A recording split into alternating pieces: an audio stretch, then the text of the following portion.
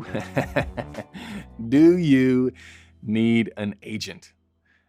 This is going to be the shortest video in the entire course. No, you definitely do not need an agent. When do you need an agent? You need an agent when they start calling you. Okay? They will tell you their entire career. There's a whole industry of people whose entire career is to spot up and coming young talent that they can make money off of. Okay? They are doing their best to spot people who they know their business. They know when you're at the right level. They know when you're just on the cusp. They will reach out and they will say, hello, I would like to take 10% of your money. Can you give me that opportunity? You don't have to email them. You don't have to go out and look for them at film festivals. You don't have to do any of that stuff.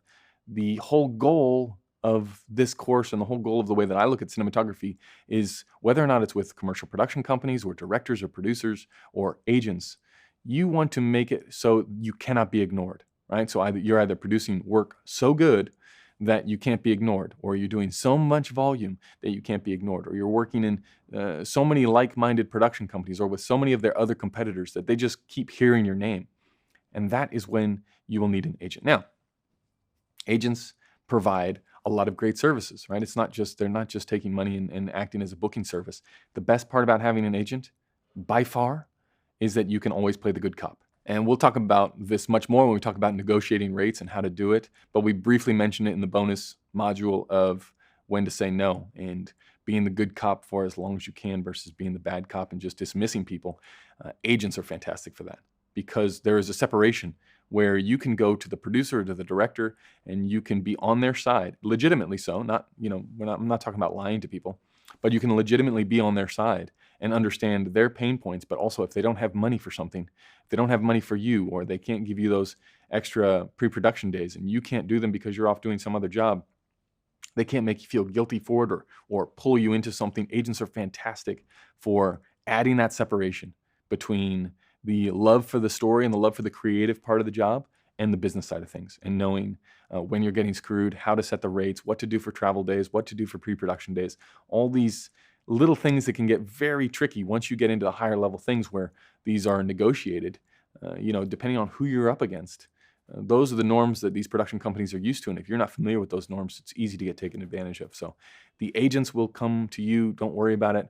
If you don't have one, you're probably not dealing with the companies that are used to dealing with them, right? If you find production companies or directors or producers, whoever it is, reaching out and saying, where can I speak to your agent, or who's your agent?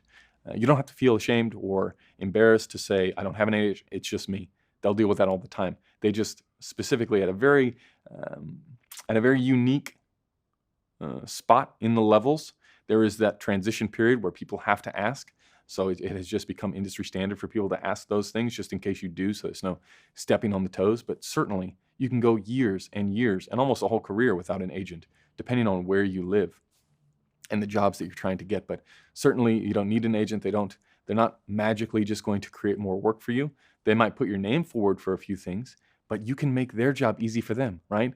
The great part about this is whatever you're doing on the business side to benefit you, when an agent does come on board, you've already given them the keys and said, just go in. The house is completely done. You just have to show people in, right? You've set everything up and made it easy for them rather than waiting until that time when the agent comes to you and says, I can't really sell you. You've done these great projects, but I can't really sell you onto those things because there's no way to contact. It's not clear on your website what you've done, or it's backdated, or it's old stuff, or you've got 15,000 projects on there that are diluting the really good ones that you've just come out with. So basically be your own agent. Be as objective as you can about the work that you're doing and call the stuff that's shitty, right? This is, how many times can I say this in one course? Get rid of the bad stuff, keep the good stuff.